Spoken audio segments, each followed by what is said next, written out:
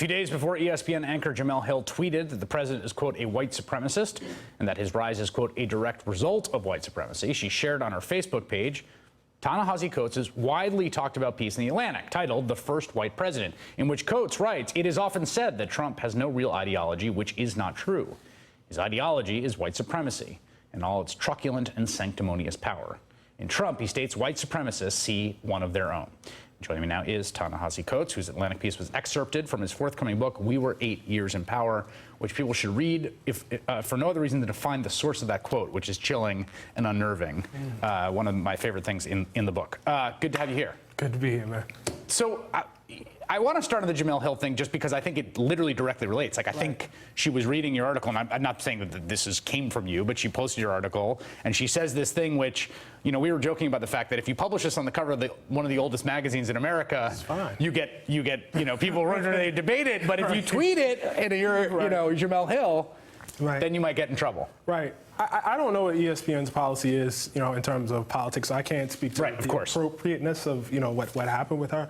But I can speak to the offense taking, for instance, of Sarah Huckabee Sanders and now, you know, Donald Trump himself. I mean, this is characterized, as I said, in all of its truculent, you know, sanctimonious power. This is what white supremacists tend to do, going back to the days of slaveholders who insisted that, in fact, the North was trying to subjugate them and turn them into actual slaves. It's always the white supremacist who's being offended. It's always him that something's being done to. So I think it's, you know, pretty characteristic in our form. I want to talk about that term white supremacist in a second, but first, just lay out, there's the conceit of the piece, which is that Donald Trump is the first white president, is a really gripping one. What's the basic idea? Well, I wanted to attack the basic notion that whiteness is ultimately about phenotype, that race is an actual real thing, biologically inherited thing, instead of, as the great historian Nell Painter says, actually an idea, not a real thing, in fact. And so whiteness actually has to, you know, come from a certain place. And throughout American history, what it's come from is the negation of blackness, the idea of not being, a word I can't say here on all, which is actually in the essay. And one of the fascinating things about Trump is not so much that, you know, he you know, has a history of racism, has a history of being a white supremacist. We've had other white presidents who are just like that. Obviously, we've had other white presidents who checked white on the on their census form. But we've never had a president who so much defined himself by the president that was before him, who just so happens to be our first black president. My argument in the piece is, in fact, you can't actually have a white president, the idea of a white president, without having a black president before him, much just as you cannot have a white America in this country without having a black America. You say the ideology is white supremacy, and you use this term white supremacist. You used it here. It's the one that Jemele Hill used as well. And I want to make an argument for why that brings people up short, which I think you know, right? But I do. You know, that is a term that a lot of work has gone into creating a taboo around, sort of rightly, I think, right? So the conception in sort of common parlance is that is someone who wears a you know, Klan robe, a person who proudly proclaims their belief in the inferiority of non-white people. You're using it in a much more expansive sense. What is that doing? Why are you doing that? Well, I think if you own a business that attempts to keep black people from renting from you, if you are reported to say that you don't want black people counting your money, if you say, you know, and not even reported, just come out and say someone can't judge your case because they're Mexican, if your response to the first black president is that they weren't born in this country, despite all proof, if you say they weren't smart enough to go to Harvard Law School and demand to see their grades, if that's the essence of your entire political identity, you might be a white supremacist. It's just possible. I mean, I'm willing to have that debate and hear the other side, but you might be. And I think with Donald Trump, it's quite a bit. For instance, I wouldn't say George Bush is a white supremacist. Now, I have a lot of problems with George Bush's policies. I can make an argument for how they, you know, affect black people in a negative way. You know what I mean? But I wouldn't argue that he's a white supremacist. I wouldn't argue that Mitt Romney is a white supremacist. Donald Trump is a particular specific thing, and I think there's quite a bit of evidence to back up the charge. In terms of the essential core of what he is doing, I don't think he's president without it. I think that's the huge difference. It's not a side, you know, it's not like Bush 1, for instance, with Willie Horton, which was bad, by the way, right? But not necessarily definition. It's just a thing I got to do in order to get over. It's the core of him.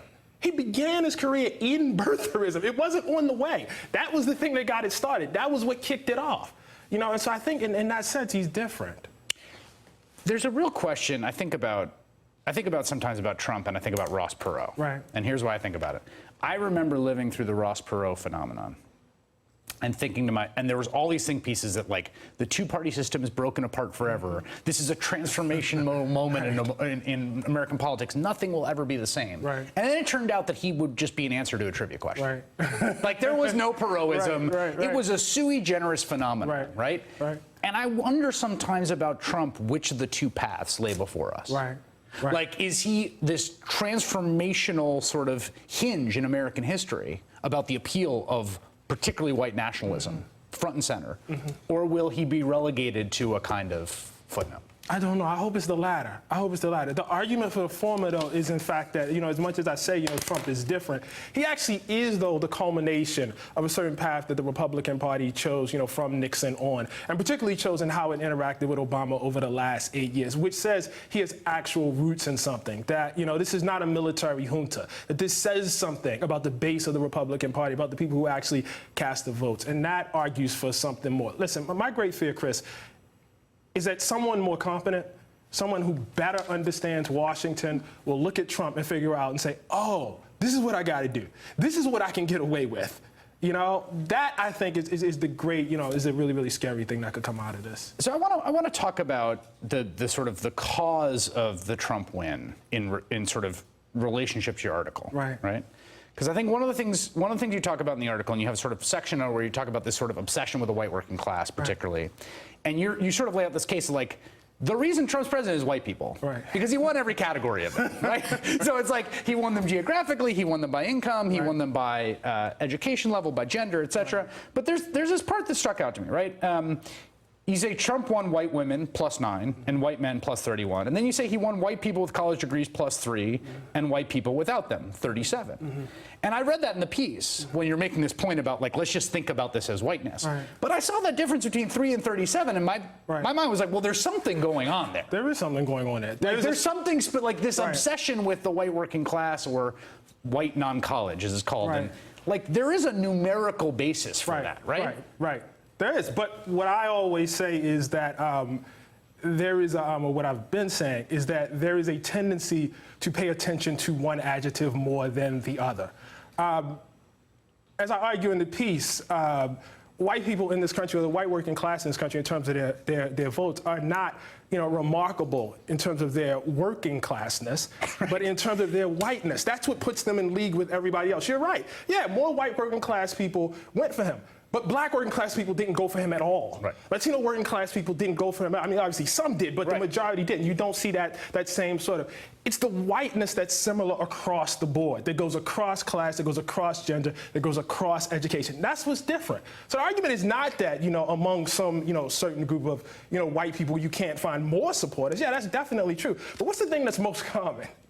And the sad thing is, it's the whiteness. That's what's most common, not the workingness. Not the fact of being a member of the working class. There's this question about the sort of Obama-Trump voter. And that is a kind of, people say this all the time when you're making, I know, you're shaking your head already. I want you to respond to that, because I think actually you get some interesting terrain there. Stick around. Okay. More with Ta-Nehisi Coates after this break. Hey there, I'm Chris Hayes from MSNBC. Thanks for watching MSNBC on YouTube. If you want to keep up to date with the videos we're putting out, you can click subscribe just below me, or click over on this list to see lots of other great videos.